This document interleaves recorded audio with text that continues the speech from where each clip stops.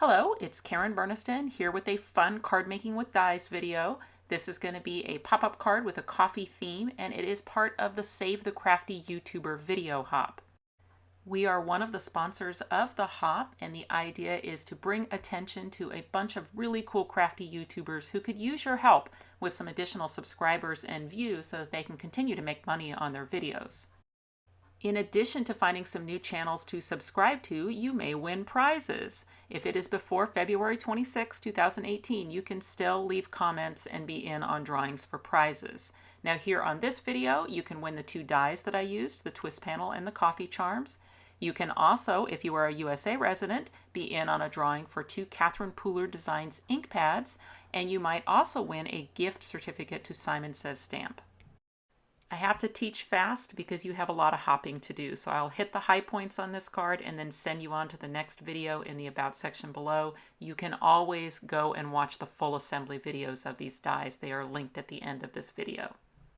I've made sure the alignment nubs are directly over the fold of my inner card, and then I'm using the pop-up base die from the twist panel set, running that through my die cutting machine.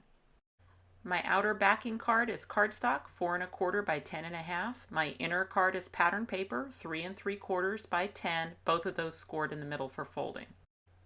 That die has done some cutting and scoring in the center of the card. The first step would be to back fold the card. That makes it really easy to see the diagonal score lines that the die has made. And then you can just fold over through both layers on that diagonal. And that's true on both sides of the card. So we're just going to pinch those down to work those folds, bring everything back to where it started. Now the idea is to pinch and bring those little arms up into the card. With the card closed up like this, I like to take my scissors and just snip a little bit off of the triangle at the end. That will actually help me line that up directly over the fold of the card because I can see down through that little hole that I've just made. I used my tape runner all over both halves of the card, making sure that there's no tape underneath the two little arms so that they can still fold in. Next, I die cut 2 of the arm pieces. Each one of those folds right up the middle.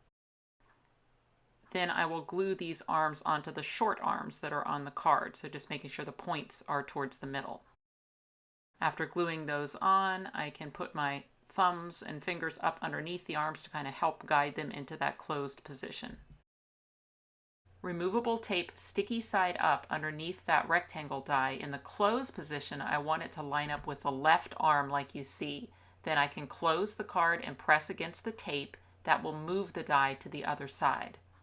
Now the goal is to cut that window without getting into my pop-up. So my cutting pad needs to stop short, and I'll roll through my machine only until I can clear the cutting pad and slide it out of there. And that will cut that window now through those 2 layers. A piece of cream cardstock for the card front, and I made the coffee rings using a plastic cup and some Distress Oxide ink. I can also use the bottom of the cup by just rolling the edge. After gluing that onto the front of the card, I can seat my die back into the window opening and run it back through using that same technique to get the window in the front of the card.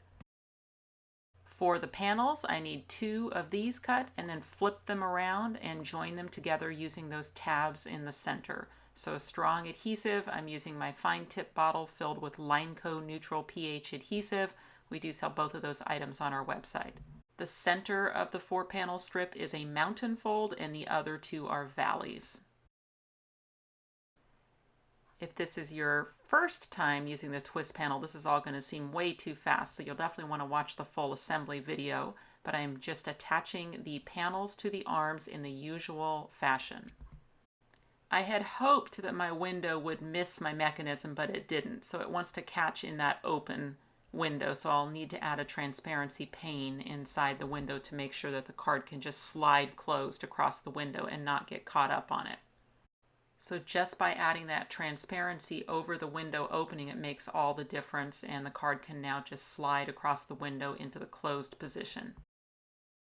I've assembled a little coffee charm, and I'll place that inside the card so it lines up with the window. That's actually attached to the back of one of the panels so that when you open the card, it disappears. I've assembled more charms and used baker's twine to suspend them from open frames that I will put on the little bit larger rectangle. Now I did use some of my fun Catherine Pooler inks to make those charms. So all of those bright colors are done using my Catherine Pooler inks. And then I'll use a pop dot behind the charm to put it at whatever angle I'd like it to be. Okay, I know I sped through that, but I was trying to keep it around 6 minutes. There is a blog post for this card, so if you want to see more photos, you can head to that blog post. The link is in the About section as well as in the upper right corner. My finished card measures 4 1/4 by 5 1/4. That means it fits nicely in an A2 envelope. It may need a little extra postage because of the thickness of the card, but it's no problem to mail it. You will find a link to the next stop on the hop in the About section below this video. I definitely invite you to leave a comment to be in on the prize drawing and keep on hopping. If you click on the website link, you'll go to KarenBurniston.com where you'll find more information about purchasing these dies as well as links to all my other social media accounts. You can subscribe to this YouTube channel, and as promised, I've linked those 2 videos right here on the end screen. Thanks so much for watching, and I'll see you next time.